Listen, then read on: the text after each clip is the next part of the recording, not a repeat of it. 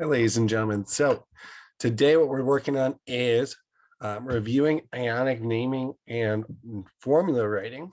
So in order to do that, we still need to remember how those names and formulas came to be.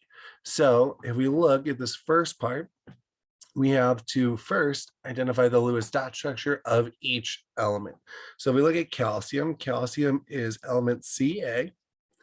And so the Lewis dot structure also needs the valence electron. So we find calcium on the periodic table. It's in the second column, which means it has 2 valence electrons. Oxygen, however, is O, and oxygen is in the 16th column of the periodic table, which means it has 6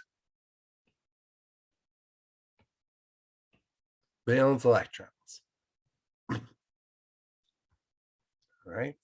So we have those two all by themselves, but when we bring them together, we have the 2 valence electrons on calcium and the 6 valence electrons on oxygen.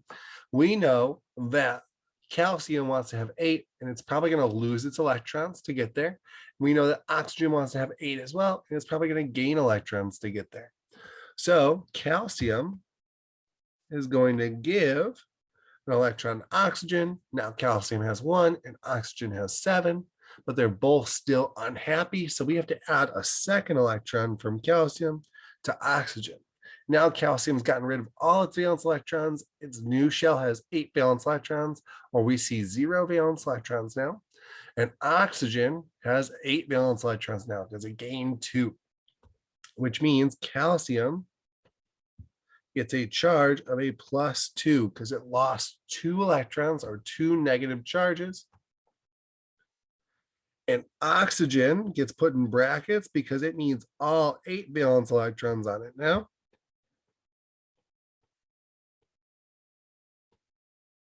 And because it has 8 instead of 6, it's gained 2 electrons or has a -2 charge.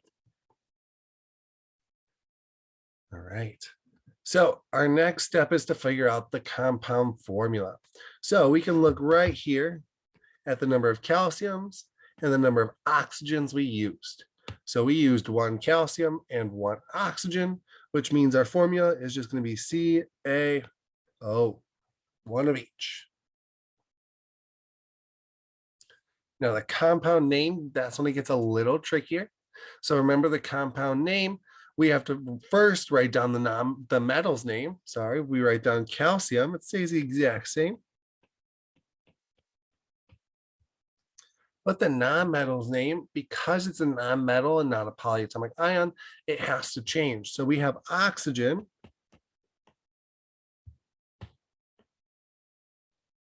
But remember, the ending is going to get deleted. So we're going to get rid of that part, and we're going to change it to IDE.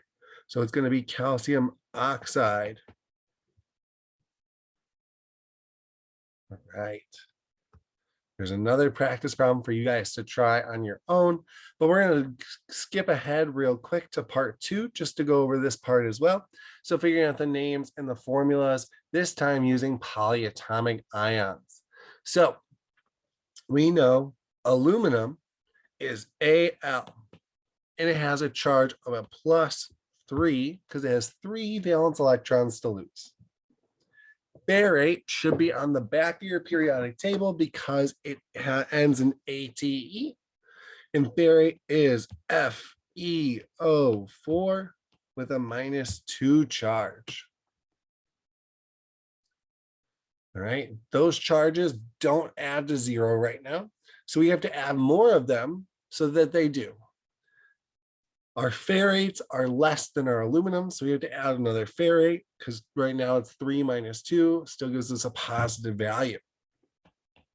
So FeO4, we need a second one. Now we have 3 - 4, so now it's a positive or negative value. So we have to add more to the positive side. Now it's 6 - 4, so it's a positive again, so we have to add more to the negative side.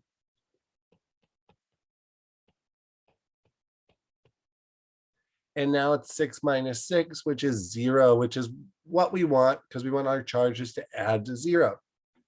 That means our formula is going to be AL, and we have 2 of them. So AL2.